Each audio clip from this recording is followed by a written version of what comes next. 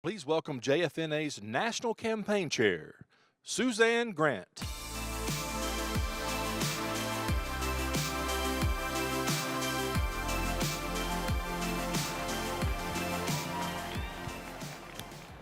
Good morning, everyone. How'd you like yesterday? So, you all have a demanding career. Round-the-clock emails, nonstop deadlines. It's hard to squeeze in a cappuccino run, lunch with friends, or even a spin class. Yet on top of all of that, you volunteer with what extra time you might have. Not really sure how you make it work, but you do, because it's a priority. And for those of you who are Federation professionals, you don't sign off at the end of the day. You show up at Federation events, check emails before you go to bed, and continuously nurture relationships within the community. In essence, your work never really ends.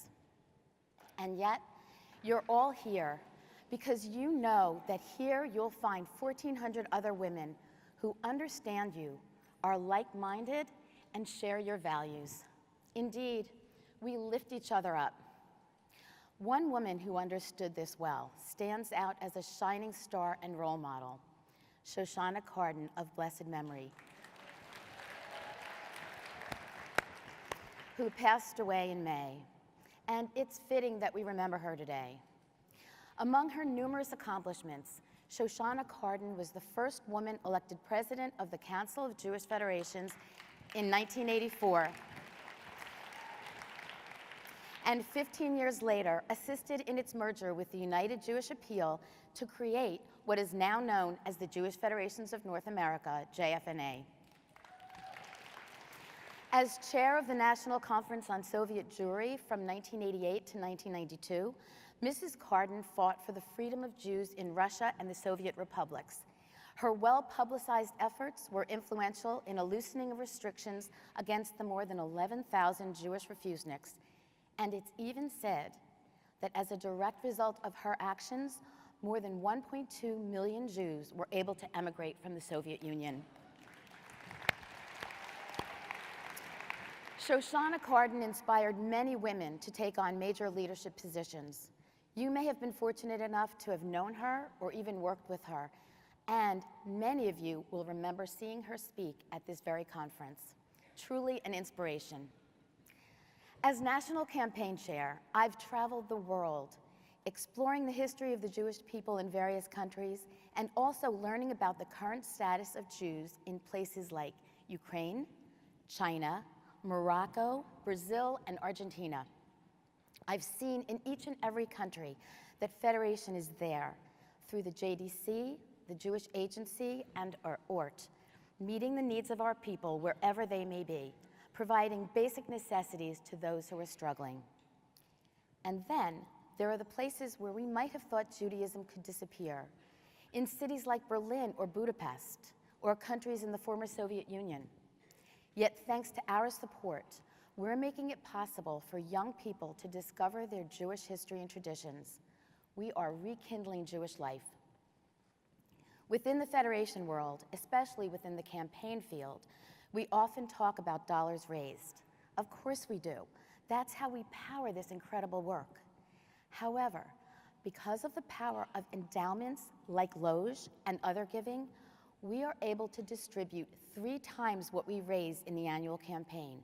And that is how we're able to impact millions of lives around the world, one person at a time. Like in Budapest, where a single mother living in a tiny apartment with 2 young teenage children was struggling to make ends meet. Through your support and the dollars we raise, we were able to connect her to a social worker. Transformative. In her words, "I thought I was alone. I didn't know that anyone would care. And now I feel like I have a friend. I'm a better mother because of your support. Thank you." Oh, and by the way, the 12-year-old daughter attended Jewish summer camp, Camp Sarvash, also supported by your dollars raised, and as a direct result, they now light Shabbat candles every Friday night.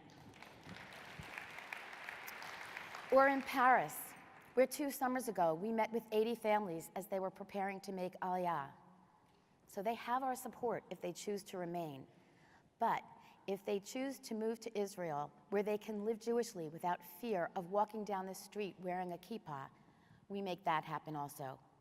Together, we danced and sang and laughed and, yes, even cried, but with tears of joy, knowing that they had an exciting future ahead, new friends and family to greet them.